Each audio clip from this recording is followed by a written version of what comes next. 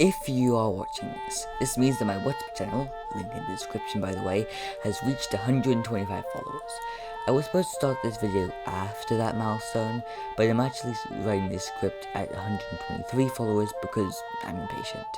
So what is the point of this video exactly? Well, it's to share my secret project, something I've been wanting to share for quite a while now. So what is it exactly? Drumroll please. A Metroidvania. Now, many people are probably confused with what exactly that means. I'm not going to go too in depth, but summarize, they have ability gate, progression, exploration, and lots of backtracking. Notable examples include the Metroid series and Hollow Knight. I started working on this in late March, early on my playthrough of Metroid Dread, which was my first time playing a Metroidvania. Technically thought, but that's a story for another time. I fell in love with the core gameplay loop and wanted to see if I could recreate it, and thus my secret project was born. Originally, I planned to make it a first-person shooter, but the engine I'm using, called RPG Devlog, was built around grid-based movement, and while there were some free movement features, they were limited to the player, so enemies could not use them. This meant I was forced to rethink.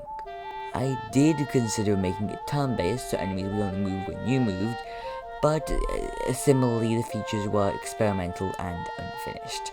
I ended up making it use grid-based movements that happen in real time and being first person, because I really had no choice.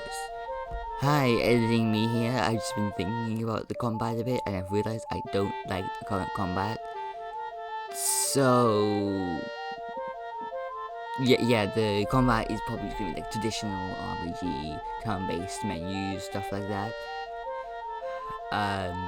So it's just because it's very early phases, so a lot of things are going to change. I might make a devlog on the combat at some point. I'm not sure. This broke the bow I wanted the player to use, and while I could have fixed it, I ended up just making the player use melee weapons only.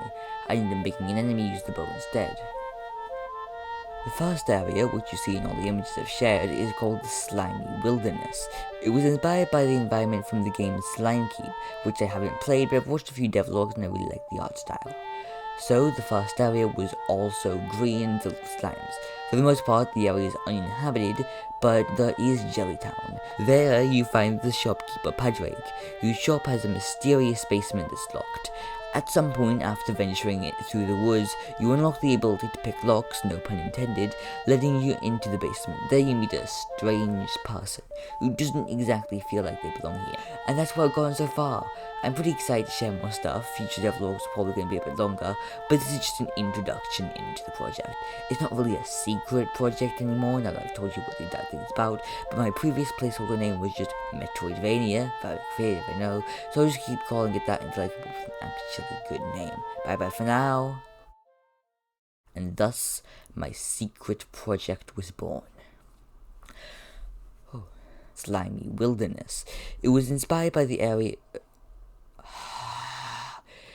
At some point, you find the shop. I'm